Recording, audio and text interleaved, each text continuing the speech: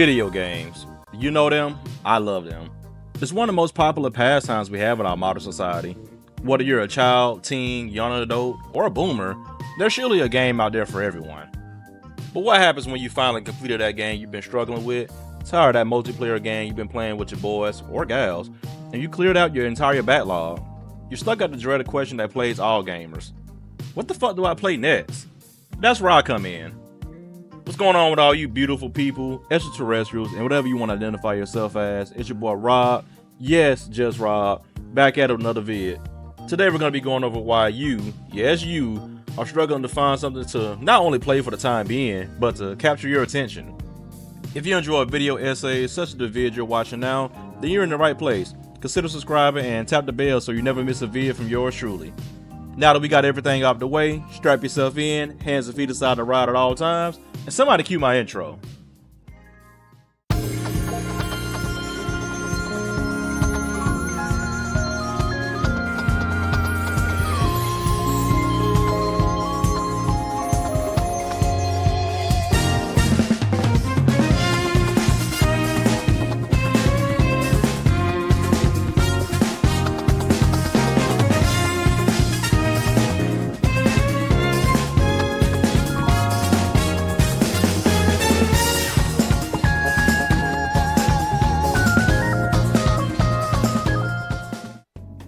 Gaming isn't just about pressing buttons and winning. It's about diving into a world of excitement and challenges that captivates our minds. That's why before we discuss why you can't find anything to play, we must first go over the psychology of gaming. American psychologist Abraham Maslow created this theory called the hierarchy of needs, which suggests that people are motivated to meet a certain sequence of needs, specifically psychological needs, safety needs, belongingness needs, and esteem needs before reaching self-accusation or self-fulfillment. Different games can fulfill different categories of needs, but games are often particularly good at fostering belongingness by allowing players to interact and grow relationships with others through playing together or sharing their interests, and satisfying esteem needs by allowing players to access feelings of accomplishment when improving or succeeding within the context of the game. For my FGC fans, this is why you get such a dopamine rush after landing that big combo that you've been labbing in the trainer mode for hours on end.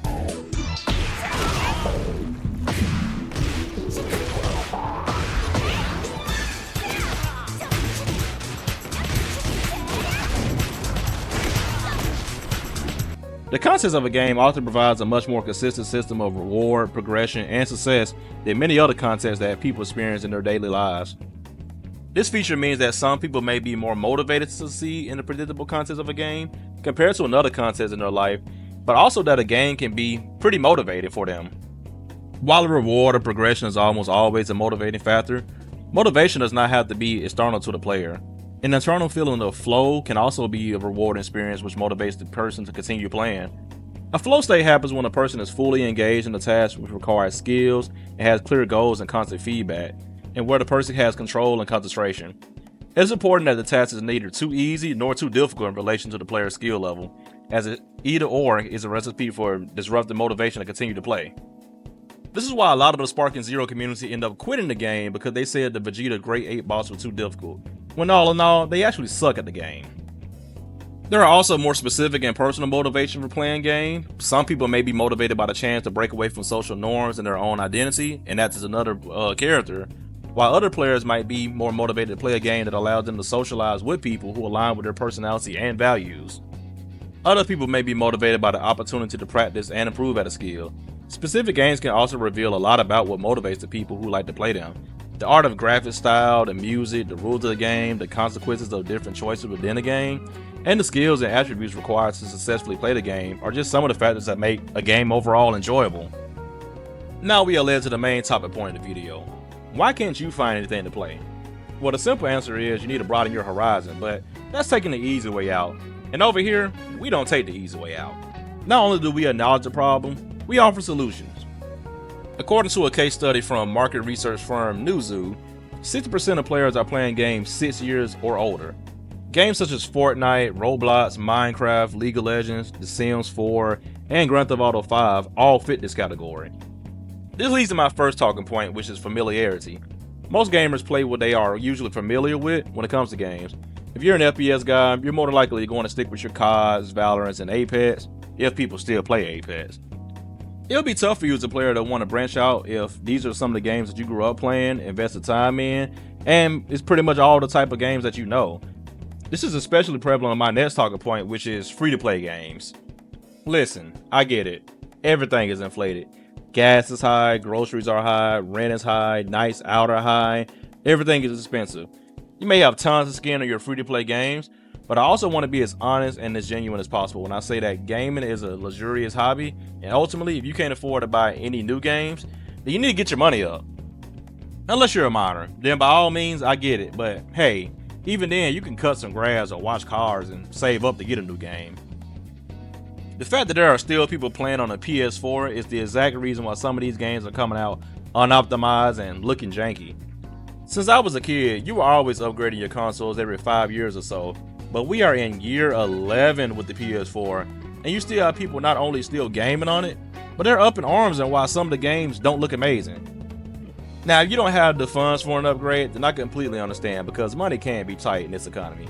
I'm specifically talking about the people who complain about games not coming to their PS4 and wonder why gaming is being held back from it. Now that we established why we can't find anything to play, we're going to go into what different games we ultimately can branch out and play. If you're an FGC person, then I would recommend action-adventure games as the clear alternative to get you started. But let's start off with something a little bit more slow, such as the Dynasty Warriors or Killing Floor, before we branch out to more story-driven titles. Once you're finally comfortable and want to take on more story-driven titles, then I would recommend obviously God of War and Red Dead Redemption, but also Yakuza 0. This is the start of Kiryu's story, and unlike the later entries of Like a Dragon, this is more of a beat-em-up style, which would fit right up your alley as a fighting game player. On a more similar approach, if you're an FPS type, then I would recommend looter shooters. As terrible as I personally think they are, there is a market for them. Games like Destiny, Borderlands, and Warframe will still give you a nice challenge, but also add more of a power fantasy whether you're playing solo or with friends. If you're an RPG fanatic like yours truly, and looking to get into more of a multiplayer setting, then I would definitely recommend MOBAs or hero shooters. You still get to play a role similar to an RPG, but now you're part of a team working for a common goal of victory. Games that fit this model are Overwatch, Marvel Rivals, and Valorant. But whatever you do, for the love of God, do not play League of Legends. I don't care how interesting you think it looks or how much your friends recommend it. Just please protect your peace. Don't do it. If you're a weirdo and enjoy strategy games, then turn-based RPGs would be more up to your speed if you want to try something new. Both genres have kind of the same combat style in a way of offering much of a slower pace, allowing you to think about your actions before actually acting on them. I personally think that RPGs have the best story, but hey, whatever floats your boat. Games like Baldur's Gate 3, Persona 5, and Metaphor are all great options. If you like sports games, I honestly can't help you. I'm sorry. I've tried so many times to get 2K niggas to play different games, but they're just so hard-headed. Just like I mentioned before, some people are just comfortable with what they're familiar with, and you can't help them. Even if 2K has a game mode that has nothing to do with basketball. And for people that play Madden and FC, I honestly don't even think those are real people. I think they're AI generated. At least the racing category has something to offer, like a Mario Kart or even Forza, which I played quite a bit of, and Gran Turismo. But sports games, I honestly can't help you niggas. I'm sorry. I hope we all now understand not only what causes us to stick with one particular genre of gaming, but also what different games we can ultimately branch out to. Even though I said one genre of player should branch out over to this genre to make it a smoother process, honestly, you can play whatever, man.